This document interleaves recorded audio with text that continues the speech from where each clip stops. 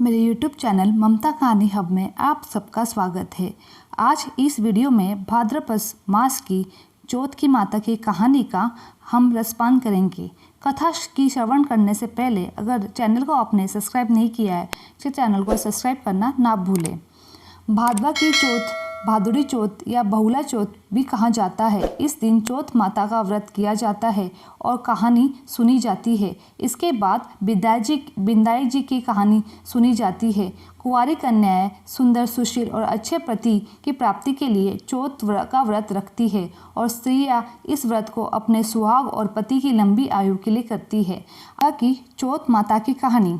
एक बुढ़िया माई थी, उसका एक बेटा था। बुढ़िया माई अपने बेटे के लिए 12 महीने की चारों चौथ करती थी। वह लकड़ी लेकर आता था और दोनों माँ बेटे उनको बेचकर गुजारा करते थे। बुढ़िया माई रोजाना लकड़ी में से 1-2 लकड़ी रख लेती और चौथ के दिन बेटे से छुपकर बेचकर सामान लाती थी और 5 पुआ बनाती थी। एक पुआ गणेश जी महाराज को, एक पुआ चौथ माता को चढ़ाती थी, एक ब्राह्मण को और एक अपने बेटे को खिलाती थी और एक पुआ खुद खाती थी। चौथ के दिन बेटा अपनी पड़ोसन के घर गया। वह पुआ बना रही थी। जब उसने पूछा कि आज क्या है जो तुम पुआ बना रही हो, तब वह बोली, मैं तो आज ही बना रही हूँ, पर तेरी माँ चारों चौथ को पुए बनाती है। उसे जाकर माँ से पूछा तो माँ, तू रोज पुए बनाती है और इतनी मैं मेहनत करके कमाता हूँ। बुढ़िया माई बोली, मैं तो चौथ माता का व्रत रखती हूँ।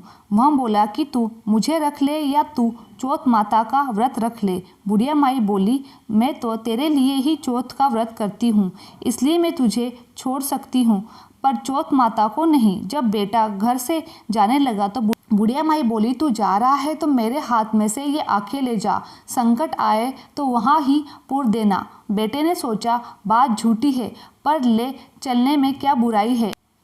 वह चलने लगा और वह थोड़ी दूर पहुंचा ही था, उसने देखा कि खून की नदी बह रही थी। कहीं से भी रास्ता नहीं मिला तो आँखा पूर कर बोला कि हे चौथ माता, अगर तू सच्ची है तो रास्ता हो जाए। ऐसा कहते ही झट से रास्ता मिल गया। आगे गया तो घनघोर अंधेरा उजाड़ फैला हुआ था। उसने मन में सोचा कि मुझे शेर खा जाएगा, इसलिए वह आँखा पूर कर बोला, चौथ माता मुझे रास्ता मिल जाए। और तब जल्दी से रास्ता मिल गया। वह आगे चला जाता है, एक राजा की नगरी में पहुंचा। वहां का राजा रोजाना एक आदमी की बलि देता था। वह एक बुढ़िया माई के पास गया। वह बुढ़िया माई रोती जा रही थी, पुए बना रही थी। लड़के ने बुढ़िया माई से पूछा, बुढ़िया माई क्यों रो रही है? बुढ़िया माई ने जवाब दिया कि मेरे एक ही बेटा था जिसकी कल राजा बलि देने वाला है, उसी के लिए पुए बना रही हूँ। वह बोला, बुढ़िया माई अपने बेटे की जगह मुझे पुए खिला दे, मैं उसकी जगह बलि चढ़ने चला जाऊँगा। बुढ़िया माई ने कहा, मैं दूसरे के पुत्र को कैसे भेज सकती हूँ, लेकिन वह नहीं माना तो बुढ़िया माई ने उसको पुआ खिला दिया। अगले दिन जब राजा का संदेश आया तो बुढ़िया माई ने सोचा कि कैसे दूसरे के बेटे को बलि चढ़ने के लिए भेज सकती हूँ, मैं ऐसा नहीं कर सकती। लेकिन बाहर की आवाज़ सुनकर वह जग गया और राजा के आदमियों के साथ चला गया। वहाँ मटके पकाने का हाव बना हुआ था, जो एक मनुष्य का भोग लेने के बाद ही उसमें हाव पकते थे। उन सब ने मिलकर उसको हाव में चुन दिया। वह आँखा पूर कर हाव में बैठ गया। एक दिन में ही हाव पक गया और मिट्टी के घड़े सोने चांदी के बन गए। वहाँ एक जमाईदारनी झाड़ू लगा रही थी। तब झाड़ू में से एक कंकड़ उछलकर उन बर्तनों में जा टकराया। तब जमाईदार ने राजा को जाकर बताया कि हाव तो पक गया है। तब राजा ने सोचा, हाव तो 8 दिन में पकता है, आज 1 दिन में कैसे पक गया। जब जाकर देखा तो वहाँ पर तो मिट्टी के मटके की जगह हीरे मोती सोने चांदी के कलश हो गए। अंदर से आवाज़ आई कि धीरे से उतारो, अंदर आदमी है। आवाज़ को सुनकर राजा के आदमी डर गए कि अंदर कौन सा भूत प्रेत आ गया है। फिर वह बोला कि डरो मत, मैं तो सिर्फ एक आदमी हूँ जिसको तुमने अंदर चुना था। देखो तो अंदर हरे हरे ज्वार उग रहे थे। राजा ने पूछा कि तू अंदर जीवित कैसे बच गया। तब उसने बताया कि मेरी माँ चौथ का व्रत करती है। जब मैं घर से निकला था तो मेरी माँ ने मुझे आंखें दिए थे, उन्हें को पूर कर बैठ गया था और चौथ माता के कारण बच गया। तब राजा ने कहा कि मैं तेरे को एक घोड़े पर बिठाकर सांकल बांध देता हूँ। यदि वह सांकल खुलकर मेरे को बंध जाएगी तो मैं चौथ माता को सच्ची मानूंगा। तब वह आंखें पूरकर बैठ गया। चौथ माता से कहने लगा, हे चौथ माता, अब तुम ही मेरी लाज बचाना। तब सांकल खुलकर राजा को बंध गई। राजा ने अपनी बेटी की शादी उस लड़के के साथ कर दी, बहुत सा धन दौलत देकर विदा किया। पड़ोसन बोली कि माई तेरे बेटे बहू आए हैं। जब छत पर चढ़कर देखा तो सच में बेटे बहू आ रहे थे। हे चौथ माता, जैसे अपने बुढ़िया माई को उसके बेटे पर कृपा की वैसे सब पर करना। भाद्रा की चौथ माता की कहानी कहने वाले को, सुनने वाले को, हुकारा भरने वाले को और पूरे परिवार को अपनी कृपा बनाए रखना। यह भी भाद्रा चौथ की कहानी। हम आशा करते हैं कि आपको भादुड़ी चौथ माता की कहानी पसंद आई होगी।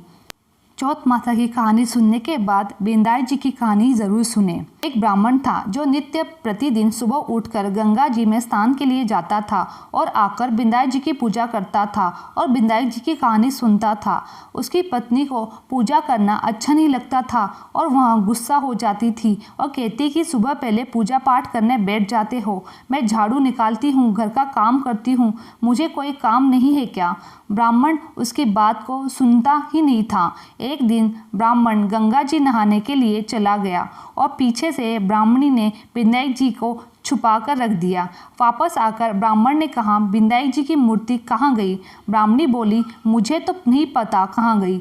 ब्राह्मण ने खाना नहीं खाया और पानी भी नहीं पिया। ब्राह्मण ने कहा कि जब तक मैं बिंदाई जी की पूजा नहीं कर लेता तब तक जल ग्रहण नहीं कर सकता। मैं तो बिंदाई जी की पूजा करने के बाद अन्न जल ग्रहण करूँगा। ब्राह्मणी ने ब्राह्मण को बहुत समझाया कि खाना खा लो, लेकिन उसने नहीं खाया। दोनों को लड़ते झगड़ते देखकर बिंदाई जी की मूर्ति हंसने लगी। तब ब्राह्मणी ने गुस्से में आकर बोली कि मूर्ति वहाँ रखी है। उसके बाद ब्राह्मण ने विनायक जी की पूजा अर्चना की। तब अचानक ही विनायक जी की मूर्ति बोली कि तूने मेरी बहुत सेवा की है, तो कुछ मांग ले। ब्राह्मण बोला कि अन्न मांगू, धन मांगू, जितना दुनिया में रखा है वह सब मांगू। तब विनायक जी ने सारा कुछ धन अन्न सब ब्राह्मण को दे दिया। ब्राह्मण मूर्ति को मंदिर में रखकर पूजा अर्चना करने लगा। ब्राह्मणी को इतना अन्न धन मिलने से उसकी भी पूजा करने की श्रद्धा जाग उठी और वह भी ब्राह्मण को बोलकर मूर्ति घर में रखवाई और खूब प्रेम से पूजा करने लगी। हे बिंदाई जी महाराज, जैसा ब्राह्मण को सुख दिया वैसा सबको देना। बिंदाई जी की कहानी कहने वालों को, बिंदाई जी की कहानी सुनने वालों को और हुकार पढ़ने वालों को। हे बिंदाई जी महाराज, जैसा ब्राह्मण को सुख दिया वैसा सबको देना। बिंदाई जी की कहानी कहने वाले को, बिंदाई जी की कहानी सुनने वाले को, हुकार भरने वाले को और अपने पूरे परिवार को देना। तो बोलो गणेश जी महाराज की जय, बिंदाई जी महाराज की जय। मेरी ये वीडियो आप लोगों को अच्छी लगी तो चैनल को लाइक, शेयर और सब्सक्राइब करना ना भूलें। आप सभी का धन्यवाद।